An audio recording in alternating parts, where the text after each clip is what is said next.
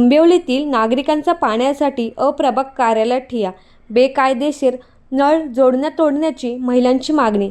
आंबिवली परिसरात गेल्या 4 महिन्यांपासून पाणीपुरवठा विस्कळीत असल्याने संतप्त नागरिकांनी अप्रभाग कार्यालयात ठिय्या आंदोलन केले.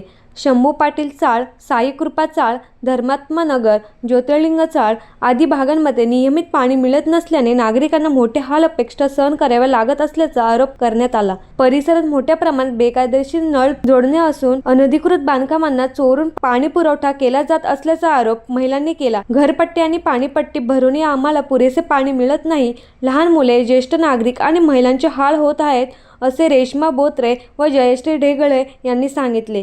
आंदोलनाची दखल घेत सहाय्यक आयुक्त जयवंत चौधरी यांनी नागरिकांची भेट घेत पाणीपुरवठा अधिकाऱ्यांना पाहणीचे आदेश दिले. लवकरच पाणीपुरवठा सुरळीत करण्याचा प्रयत्न केला जाईल, असे त्यांनी सांगितले. समस्या न सुटल्यास तीव्र आंदोलनाचा इशाराही नागरिकांनी दिला.